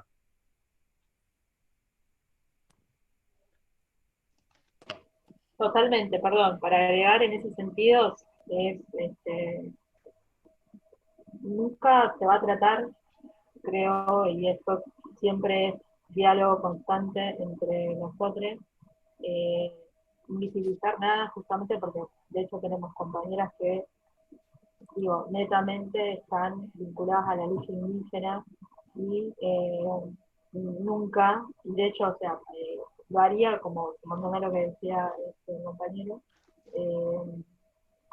invisibilizar algo que ya está en el apellido, está en la corporalidad, está en el pelo, está en los lugares donde también se racismo y demás, y que siempre se acompaña a toda lucha, digo, indígena, originaria, campesina. Esas denominaciones que tomamos con migración racializada tienen que ver, bueno, por las propias trayectorias también. O sea, siempre abrazamos todo lo que implique el diálogo para empezar a erradicar y prevenir el racismo, que es una manera violenta que aniquila a personas. Entonces, es crear posibilidades para tener mundos más habitables. Acá Gustavo Cab agregaría que incluso conocer los orígenes culturales es un privilegio de clase. Y esto ya es como una anécdota personal, pero sí, mis padres son de origen boliviano y yo fui 3 veces a Bolivia entre el periodo de, ponele, desde que nací hasta que tuve 20 años. Y mis abuelos viven allá, o sea, para mí, yo no tengo conocimiento de mis abuelos, de sus prácticas culturales, o sea, los vi 3 veces en mi vida.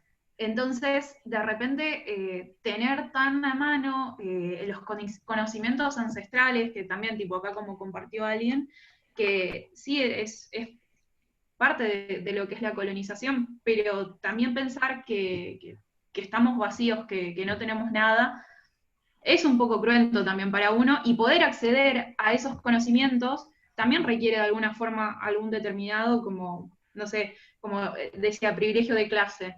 Y yo no viajé no porque no quería, sino porque no teníamos el acceso económico. Y cuando tuve la oportunidad de ir y después tipo fui a Machu Picchu y todo eso, me di cuenta de que todo estaba dolarizado y del precio que tenía, que para mí ir a Machu Picchu representaba ir como al origen del origen, digamos. Estar en los museos, estar en el lugar, el precio de los hostels, el precio de la entrada. Entonces, tipo, también está bueno como mencionar eso, no es porque a uno de repente se le canta no ir. También hay una imposibilidad de acceso que también está marcada por el racismo estructural, porque ¿quiénes pueden pagar el precio de esa entrada? ¿Quiénes pueden pagar el precio de ir a los museos, de pagarse el tren ese que es carísimo? Yo recuerdo estar ahí y darme cuenta que la mayoría de las personas que se encontraban en ese lugar eran todas personas europeas, eran personas yanquis, eran personas blancas, y, y yo pensaba en ese momento como, qué lindo sería que todas las personas tipo marronas, todas las personas indígenas que se reconocen o que tenemos este origen en común, tuviesen la posibilidad de acceder a eso, tuviesen la posibilidad de decir, bueno, puedo ir, pero no está pasando eso. Y las personas se reconozcan con algún origen, con algún tipo de cultura ancestral, o no, también tienen que tener la posibilidad de acceder a una educación, de acceder a una vivienda digna, de acceder a una salud de calidad. Y después el resto también tiene que estar asegurado, pero hay necesidades que son básicas, me parece, que son estas que mencioné, y que no tendrían por qué faltar.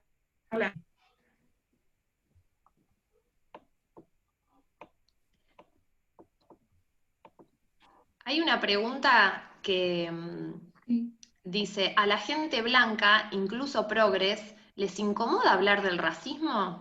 Esta batalla no es contra la gente blanca, es contra el sistema, dice Gabriel Quinteros, ¿no? ¿Qué les parece esta pregunta de la gente blanca, incluso progres? ¿Por qué incomoda? ¿Es incomodidad? Siguiendo con, hay una cosa más que habían puesto, no me acuerdo quién, pero A habló de ver. POC, que es People of Color, que es un término que Sí. usan en Estados Unidos, que también se usa BIPOC, que es, ¿Cómo? pues, BIPOC. Se puede ser POC, que es People of Color, o BIPOC, que pueden ser como personas blancas o nativoamericanas. Hay como un nuevo término para incluir como a esto, ¿no? Esto es un debate constante, y eso que en el norte el trabajo sobre lo que es identitario y racismo, claramente porque hubo legislación separatista, y claramente porque también el norte tiene como dólares, capacidad para investigación, altos niveles de activismo respecto a lo afro. De hecho, si vemos Dear White People, nos damos cuenta que el debate étnico-racial se da en el contexto de una Ivy League, una de las 7 mejores universidades del norte. Entonces, creo que también son puntos a tener en cuenta. Y con respecto a las personas blancas, quizás, no sé, yo crecí como bastante con bastantes personas blancas a mi alrededor, y creo que lo que incomoda muchas veces es entender que a veces te tratan bien no solo por lo que sos, sino porque hay algo más. Es como cuando a los varones nos tratan mejor o nos escuchan más que a las cismujeres, claramente. Y es todo un tema, porque también, claro, no es lo mismo ser un varón blanco que ser un varón marrón o ser un varón racializado. Y creo que el debate creo que es molesto de la misma forma que es molesto como hablar de feminismo, como hablar de esto de cis y trans. Es molesto que nos refrieguen en la cara que muchas veces las cosas que conseguimos no las conseguimos porque, porque las merezcamos, ¿no? Yo creo que es algo de lo incómodo del debate.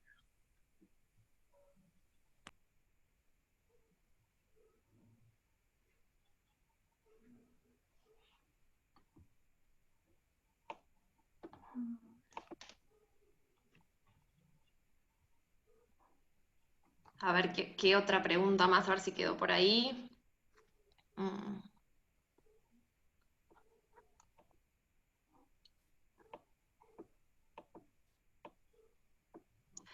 Dice, perdón, hago muchas preguntas, dice Gabriel. Dice que a la gente marrón se le enseña desde pequeña que lo marrón es feo y poco civilizado, entonces reniega de su origen, termina tratando de imitar a la gente blanca. ¿Doble conciencia de Dubois? Pregunta.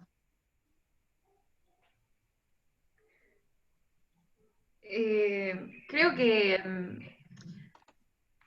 a todos nos pasa.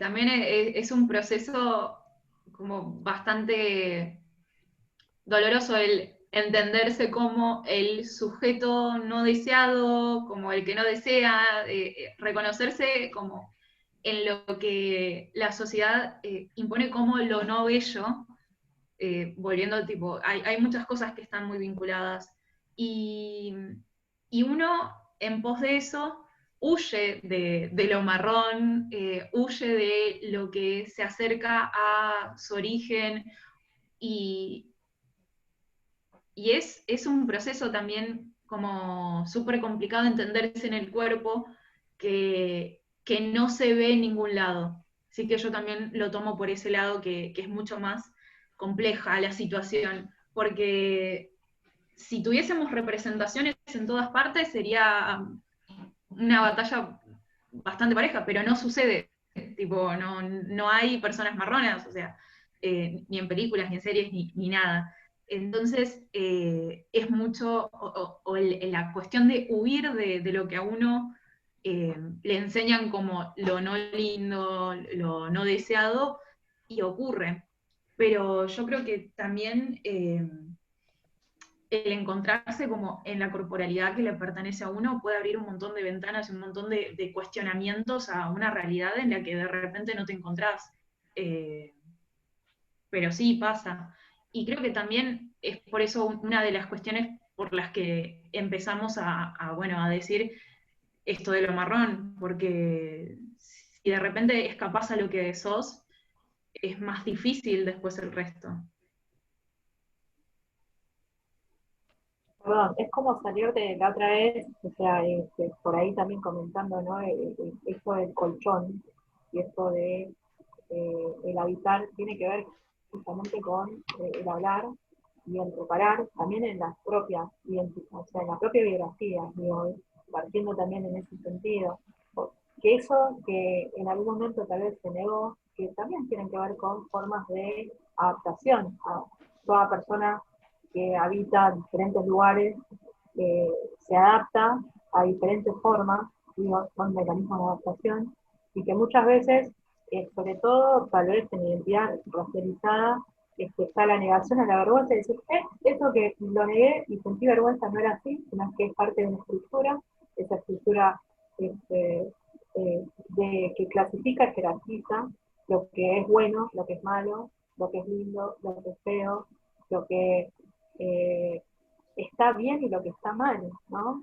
La gente de bien y bueno, después el resto, ¿no? Porque ahí podemos encontrar diferentes clasificaciones, pero sobre todo es como hasta el proceso, o sea, hace poco, digo, compañeras propias que tienen de otros espacios, digo, en esto como algo chiquito, ¿no? El hecho de decir, la verdad es que sí puedo encontrar, digamos, eh, no solamente en la palabra, sino en esta identidad política de poder habitar es como yo decía, bueno, salirse del ropero en el sentido ese, justamente, de decir, bueno, sí, soy, y no pasa nada, o sea, sí obviamente pasa, porque hay una secuela, digo, sin ponernos en ese lugar también de víctima ni nada por el estilo, pero que sin embargo tiene que ver también con esta reparación propia, de poder hablar, de poder decir, la verdad que sentí esta negación, sentí vergüenza, y me pasó por esto, pero no fuiste vos, o sea, digo,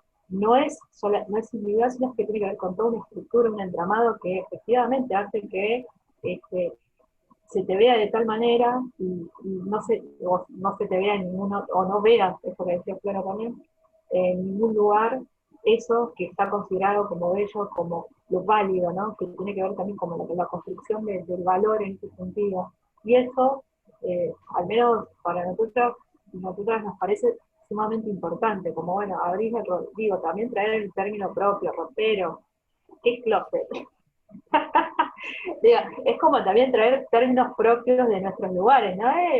Pero que eso me parece que, digo, trayendo un poco lo lúdico, tiene que ver, ¿no? Con empezar a transitar esas secuelas, ¿no? Que son las propias biografías de las propias personas. Y el impacto ese es, eh, es un desborde, digo, es un desborde que es necesario alojar, que es necesario cuidarlo, y es con respeto y que en general me parece que nosotras que estamos en esto intentamos hacer eso, porque también ha significado eso, ¿no? Y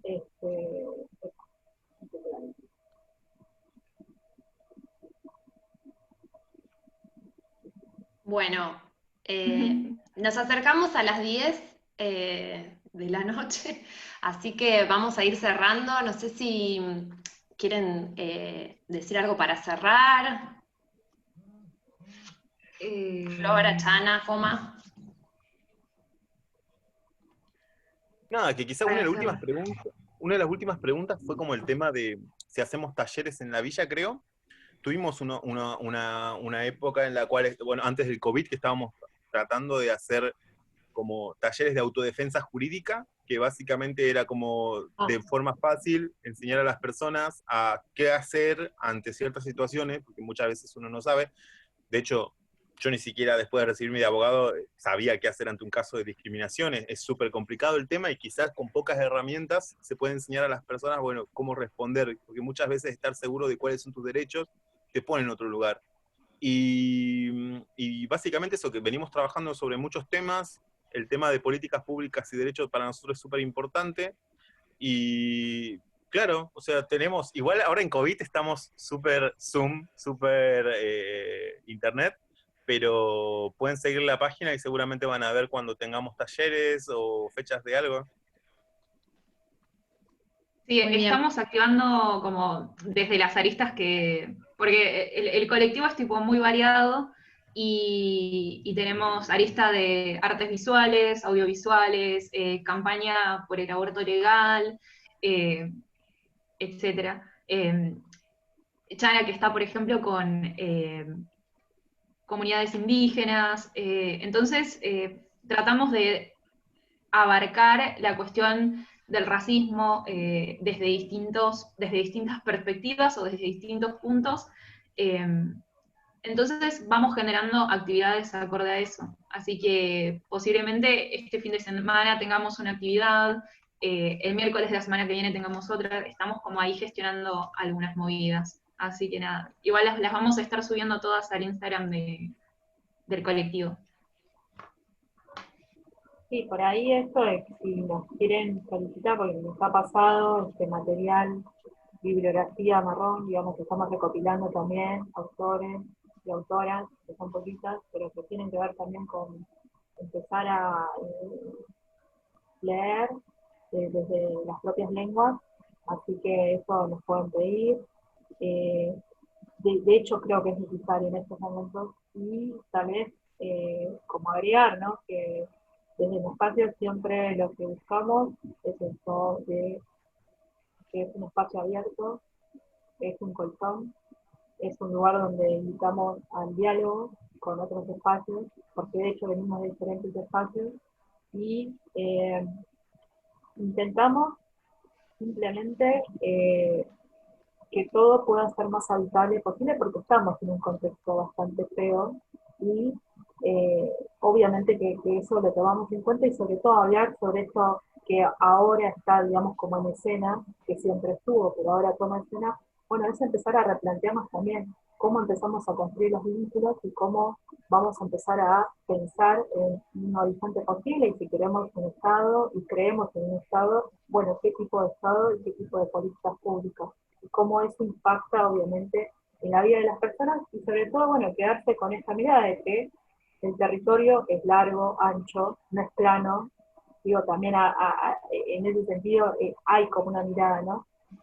Bastante lineal acerca de la Argentina, y que tiene que ver con la centralidad, pero que sin embargo existe toda esa pluralidad en todo el territorio, ¿no? Así que los invitamos a eso que decía Fela también, a que nos escriban, y que ahí seguiremos con las charlas y esperamos estar presentes hoy. Bueno, para ir cerrando, siguen apareciendo comentarios súper súper complejos también y muy profundos, que está buenísimo que quienes se engancharon puedan seguir a Identidad Marrón en las redes, que tienen un montón de info y hacen un montón de actividades. Nosotros ya desde el año pasado que les venimos siguiendo, les queremos agradecer por este espacio, fue súper súper enriquecedor, tiene mucho que ver con lo que venimos laburando en la materia. Tocaron un montón de temas, ¿no? Desde las artes, la política pública, el erotismo, las relaciones dentro de los espacios de élites como las universidades. Me parece que se abren un montón de interrogantes y yo quería cerrar con algunos, como la propuesta a los estudiantes y a quienes son del campo de la recreación, que este espacio que nos nuclea es el de la recreación, que es, bueno, ¿cómo podemos llevar todas estas preguntas a nuestro propio campo? Y a mí se me ocurre, digamos, las vamos a seguir retomando, pero es pensar, bueno, ¿quiénes son los referentes en el campo de la recreación? ¿Quiénes somos los docentes en los espacios de formación? ¿Quiénes accedemos a estos espacios? ¿Cómo circula la palabra con los grupos con los que trabajamos? ¿Cómo abordamos los conflictos de racismo y discriminación que se dan cuando estamos laburando en los distintos espacios? ¿Qué bibliografía leemos? ¿Qué material leemos? ¿Cómo estamos concibiendo la cultura? ¿Ha sido de una manera estática y cristalizada? ¿No? Un montón de preguntas. ¿Qué material ofertamos, ¿no? Cuando traemos imágenes de juegos, de juguetes, ¿no? ¿Qué material estamos ofertando? ¿Qué imágenes, qué cuerpos estamos representando? Me parece que hay un montón de preguntas que se abren para seguir pensando nuestro campo específico de formación y para seguir transformando nuestras prácticas cotidianas.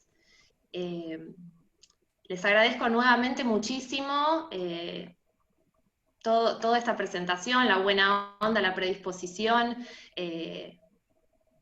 nada, el espacio Zoom que es súper difícil de encarar, me parece que el hecho de que se hayan anotado 100 personas, me estaban llegando mensajitos de que había gente que estaba quedando afuera, que estaba siguiendo el chat por audio, de WhatsApp, no sé qué. Me parece que habla de que hay una inquietud y un interés por empezar a formarnos y a visibilizar y problematizar esto que tiene 500 años de historia, digamos, ¿no? No es algo nuevo. Parece nuevo, pero no es nuevo, ¿no? Así que bueno, muchísimas gracias. Gracias a todas, todos. Sí, gracias Los a todos. abrazamos. Sí. Ojalá nos Los volvamos a marroneamos. encontrar. Les Gracias a vamos a todos. invitar presencial, les vamos a invitar presencial a nuestro querido instituto. Perfecto. Sí, genial. Dale. Bueno, un Chao. abrazo grande. Chao, Adiós. gente. Chao. Adiós.